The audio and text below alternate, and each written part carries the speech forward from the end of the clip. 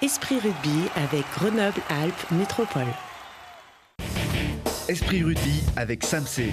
Samsé, bravo les hommes en bleu.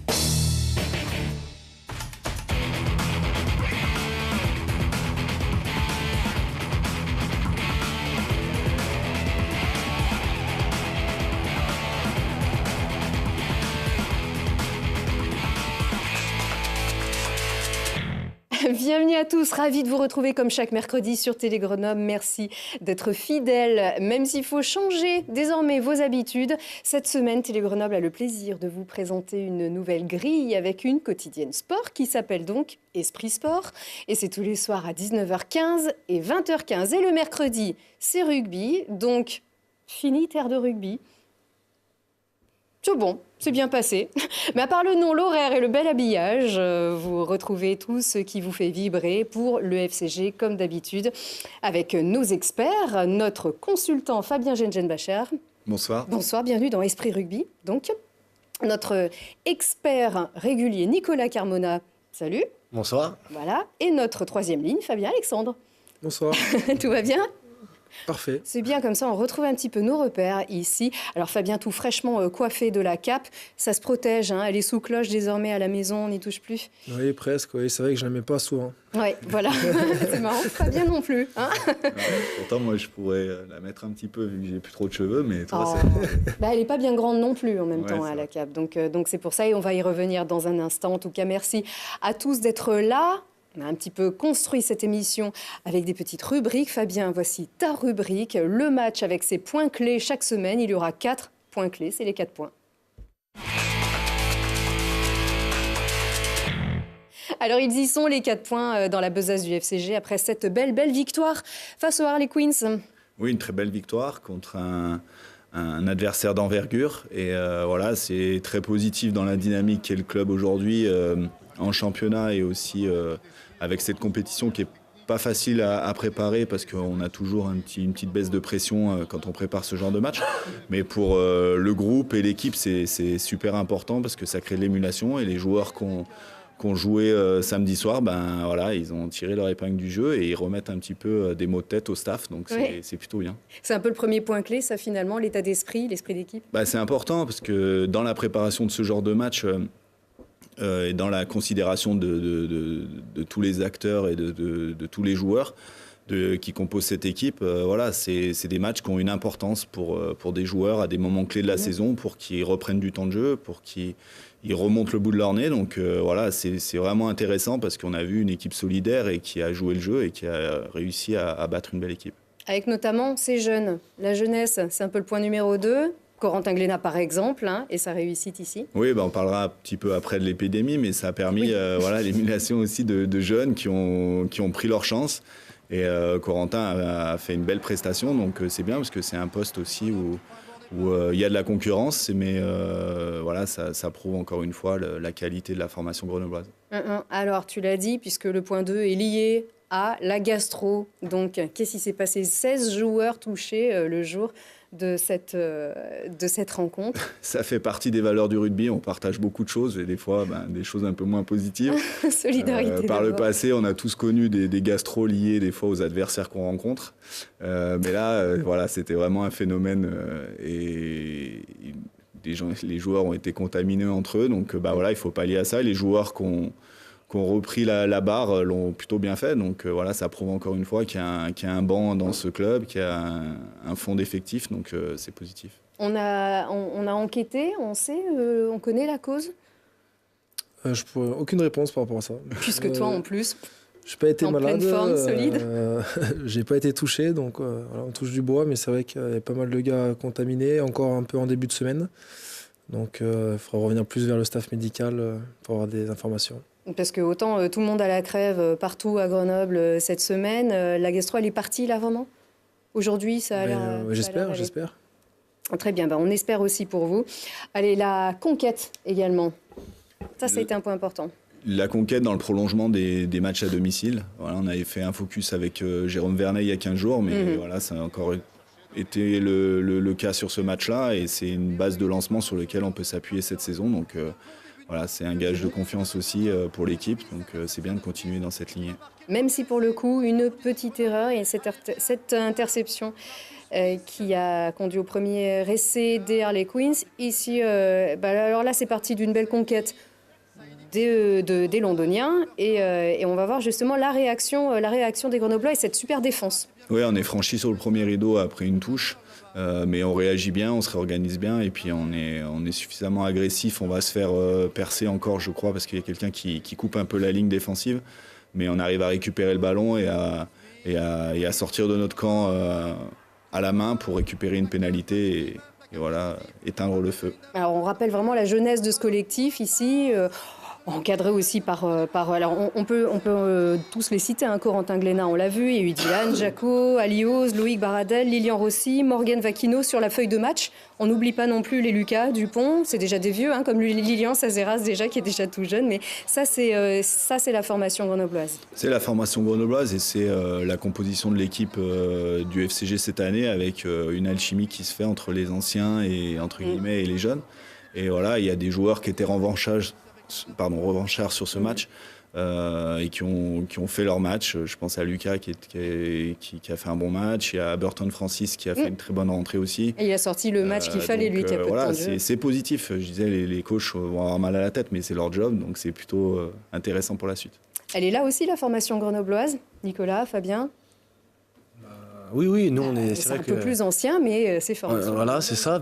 Avec Fabien, on s'est connus aussi. Après, on n'est pas de la même génération, mais oui, c'est sûr que c'est une fierté parce que la région est très rugby. Elle amène pas mal de joueurs sur l'équipe première du FCG. Et après, le FCG fait un bon boulot, comme le disait Fabien tout à l'heure, sur la formation. Et voilà, c'est des matchs comme ça qui sont. Ça valide le travail qui est fait et laisse un esprit positif pour le groupe, pour enchaîner sur le championnat. Parce que là, vous vous êtes remis dans le dur, hein, Fabien, par rapport à la préparation d'Agen. Oui, mais comme a dit, c'est vrai que ces 2 semaines de challenge ont permis à pas mal de joueurs, avec un petit peu moins de temps de jeu et certains en retour de blessure, de retrouver du plaisir, des sensations. Et là, on repart sur plus ce qui est notre objectif, c'est le maintien en top 14 avec un match très important à Agen contre une équipe qui fait partie de notre championnat et qui nous attend depuis un petit moment. Donc c'est sûr que ça sera un match compliqué à appréhender. Et surtout avec un objectif clair, c'est ramener des points de là-bas. Par rapport à votre championnat à 3, on le dit, avec Agen et Perpignan, c'est un championnat à part et qui est capital. Et ce match est très capital aussi. Oui, il est important, d'autant plus qu'après on reçoit Clermont derrière. Donc il nous reste 2 matchs avant les vacances. Donc ce sera à nous de l'optimiser au mieux. Avant vos vacances. Avant vos vacances. Et d'optimiser au maximum ces 2 matchs pour rester de rester devant tous nos concurrents. Faut pas leur mettre trop la pression, hein, en fait, aux garçons. Fabien n'écoute pas, mais comment aborder ce genre de match? La pression, c'est aussi bien pour la performance. Après, tout le monde sait que c'est pas non plus un match. C'est pas un match capital, c'est un match très important. Il va pas déterminer non plus la suite de la saison et le maintien en top 14, mais les joueurs et le staff savent que c'est important de récupérer des points sur ce déplacement parce que tous les points comptent sur des adversaires directs, notamment les points terrain. Quand on parle d'un bonus défensif, ça peut compter en fin de saison. Donc la motivation et le match de la semaine dernière le prouve. Il est déjà dans toutes les têtes et que tout le monde a envie de le jouer au niveau des joueurs. Donc il ne faut pas se rajouter de la pression. Je pense qu'Agen, en réceptionnant Grenoble, aura un petit peu plus la pression, donc il faut se servir de ça et puis aller pour faire un match sérieux. Mais je pense que ce match contre les Harley Queens prouve qu'on est déjà focalisé sur l'objectif. Moi, je te sens hyper serein, comme d'habitude, mais très serein. Non, c'est pas question de sérénité. Comme a dit Fabien, je pense que c'est eux qui ont réellement la pression. Nous, on n'a pas joué le match avant, on s'est concentré sur nos matchs de challenge. Maintenant, on prépare un match, on le prépare comme les autres. Et il ne faut pas s'amener plus de pression négative. Il y a beaucoup de joueurs, forcément, qui vont devoir montrer qu'il faut garder leur place. Donc ça attire une pression positive. Et puis voilà. Eh bien, c'est vu. On va enchaîner tout de suite. Alors, on va sortir du terrain pour vous parler un petit peu de ce qui gravite autour du rugby et du FCG hors jeu.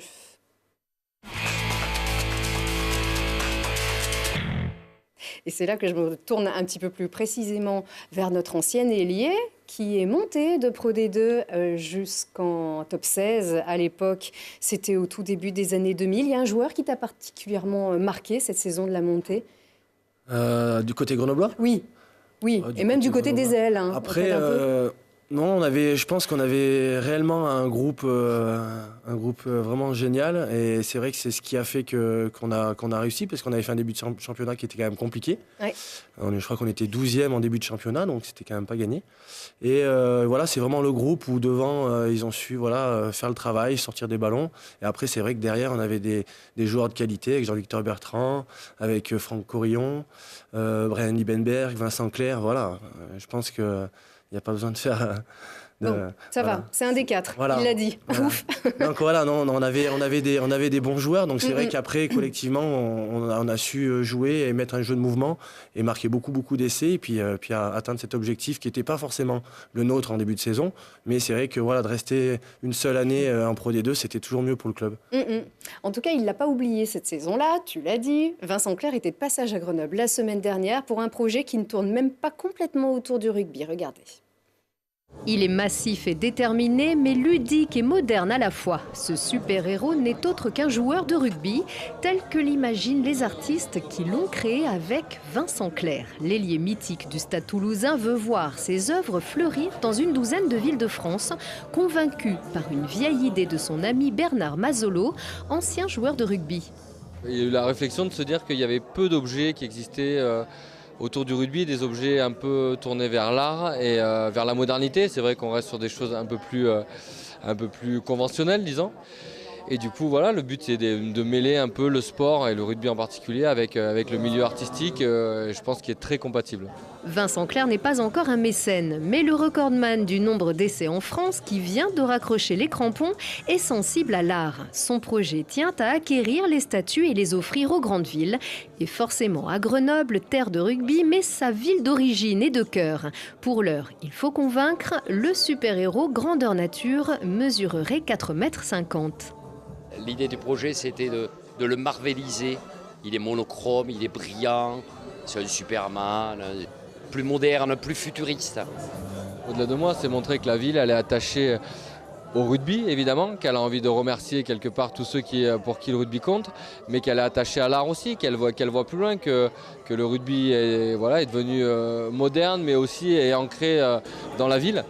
Alors verra-t-on prochainement l'œuvre à Grenoble? Monsieur le maire n'a pas l'air contre. Il y a une vraie innovation là, et un vrai intérêt pour faire changer, puis la culture dans l'espace public aussi. La question du lieu resterait à débattre. Le Stade des Alpes n'accueille pas que du rugby. Alors pourquoi pas en ville? Le projet pourrait évoluer d'ici à 2019.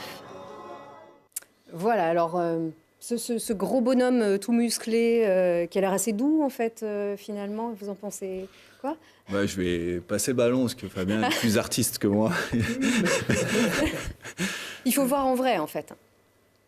Oui. Bon, je pense que c'est une super idée. Bon, c'est souvent les idées qui viennent des trois quarts quand même. Ils sont un petit peu plus sensibles que nous. Et paf. Ils ont une sensibilité un petit peu plus... Toutes les statues et les créations artistiques autour du rugby viennent de Jean-Pierre Rive, qui avait un peu le même poste que toi et les mêmes cheveux que toi. Ça change maintenant.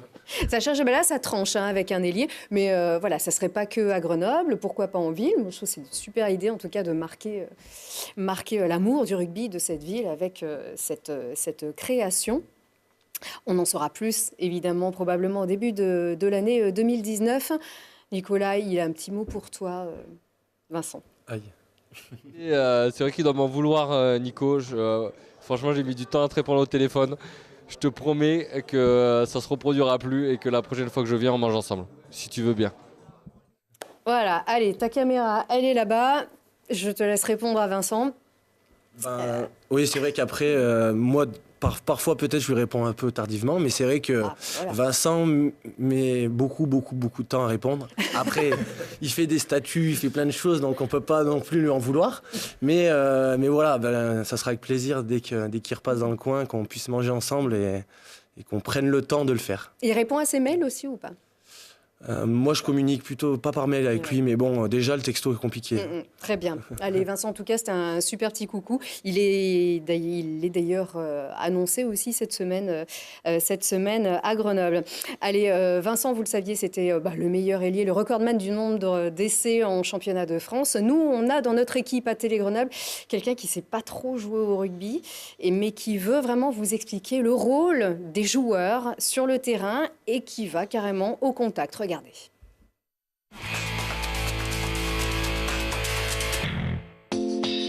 Bon, je suis peut-être un bras cassé, mais je vais vous expliquer aujourd'hui ce que c'est qu'un lift, parce qu'un journaliste, ça doit mouiller le maillot avec Dylan. Alors, qu'est-ce que c'est qu'un lift en fait? Un lift, c'est pas bien compliqué, t'inquiète pas, ça se passe en touche. Et en gros, tu vas sauter et les piliers ils vont te soulever. Donc un lift, c'est pas compliqué. En touche, on va dire que tu es le sauteur et on va te lifter avec les deux piliers. Donc il y en a un devant et un derrière toi. Un devant et un derrière. Voilà, c'est ça. Comme ça. Donc le joueur de devant va te prendre au niveau des quadriceps et des genoux. Voilà. Ok. Le lifter de derrière, il va te prendre plus au niveau du pli fessier, juste derrière. D'accord. Donc quand tu sautes, pour ta sécurité, il va falloir que tu restes bien gainé. Donc serrer les fesses, serrer les abdos. Ok. Et puis mettre une petite impulsion pour sauter. Une petite impulsion quand même. Et... Voilà. Et après, c'est eux qui terminent le mouvement, tout simplement. Ok. Bon bah vous me dites. C'est moi qui saute? C'est toi qui sautes. On a l'habitude d'annoncer le snap avant de sauter. Ok. Snap, c'est pour dire le mouvement se déclenche. Donc je dis snap et après j'y vais. Voilà. Allez. Ok. Snap. Hop. Ok. Donc là, tu vois, t'as un peu cambré. Ouais. Il manquait un peu de serrage de fesses, serrage d'abdos. Ouais. Et sinon, c'était parfait. On recommence. 1, 2. On recommence quoi? Encore? Ouais. Hop. Hop là. Ok, là j'ai bien les fesses serrées. Ah là, c'est parfait. Thanks, guy. Merci. Ah non, il m'a déjà fait ça tout à l'heure. Je vais vomir. C'est pas bien compliqué. Bon, c'était cool. Merci. De rien. Alors, on retrouvera régulièrement Mathias dans cette émission qui va s'y coller, qui va mouiller maillot auprès de vous. C'est une solution en deuxième ligne pour le coup? Je pense qu'il est un peu mieux sur la danse acrobatique. Je crois qu'il a un peu les mouvements, c'est pas mal. C'est grâce à Alanis, ça, hein. C'est sûr. Bon, te voici donc capé, Fabien. On peut revoir d'ailleurs les images de cette cérémonie à laquelle on peut assister d'ailleurs tous les ans avec ici on voit Arlette Claret, donc qui a été... c'est votre supportrice numéro 1 qui a été capée elle aussi. C'est la deuxième femme capée après Isabelle Pourcelot. Qu'est-ce que ça fait du coup d'être honorée par le club? Une inquiétude peut-être, non? Pas inquiétude, j'ai dit non, mais très honoré. C'est vrai qu'on sait que chaque année, il y a toujours les deux plus vieux de l'effectif qui sont capés, donc c'était à mon tour. Et non, très heureux de faire partie de cette promotion et d'être honoré comme tous les anciens joueurs grenoblois. Bon, parce qu'on plaisante, mais en fait, 100% des joueurs en activité au FCG capés n'étaient plus là la saison prochaine. Oui, c'est le petit mot que j'ai passé. Mais... Bon, on a vérifié, hein, c'est le cas. Nigel et Dana l'année dernière. On a la chance avec Lucas, on sera normalement encore là l'année prochaine. Du coup, un honneur, toi qui as grandi avec ce club, qui est parti aussi quelque temps, notamment dans le sud-ouest, et qui est revenu. Oui, exactement. Bah, comme je l'ai dit, c'est vrai que mon parcours était un peu particulier. Je suis parti et c'est vrai que c'est vraiment au FCG où je me suis le plus épanoui et où j'ai le plus de bons souvenirs. Et de recevoir cette cape, voilà, c'est une certaine récompense et très fier.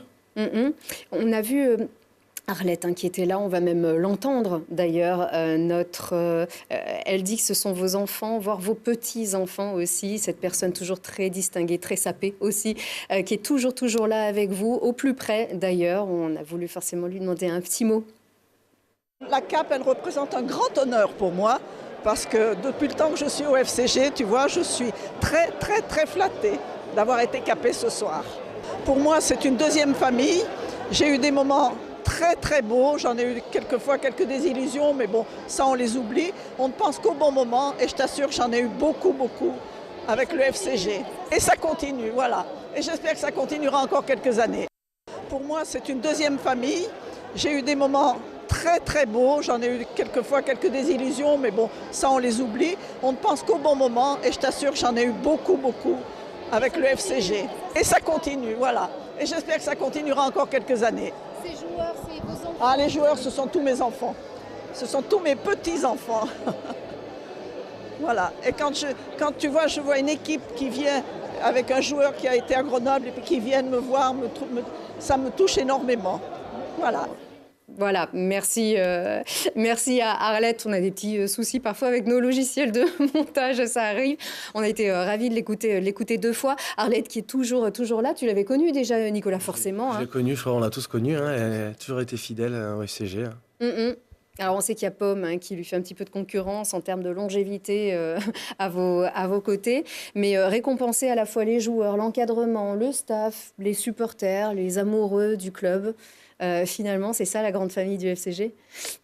Oui, exactement. Il n'y a pas que les joueurs. Il faut savoir que dans le club, il y a beaucoup de gens qui travaillent autour.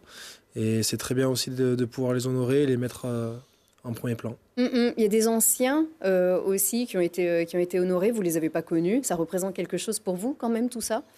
Ce lien? C'est difficile, oui, c'est un lien. Après, c'est vrai que maintenant, c'est Pierre Blachon et puis comment il s'appelle, mon Jackie Boutin qui s'occupe de ça. Donc eux, ils ont réellement tout connu au FCG. Ils sont là depuis des lustres. Donc je t'avoue qu'à chaque fois, on fait un peu d'histoire et puis on apprend à connaître un petit peu tous nos anciens.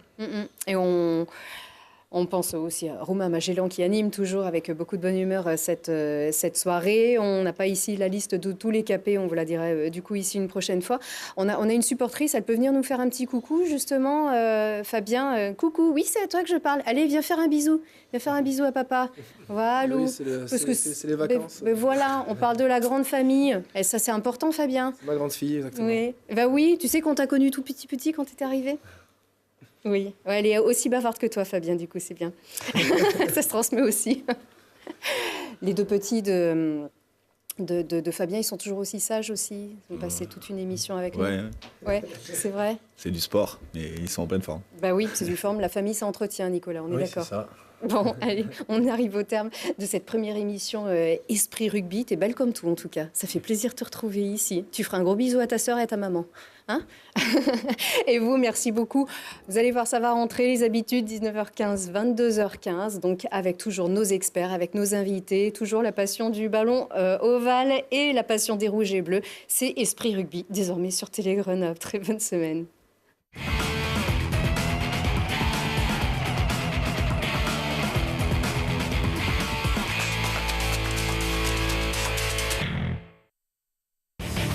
Esprit Rugby avec Samsé. Samsé, bravo les hommes en bleu. C'était Esprit Rugby avec Grenoble-Alpes Métropole.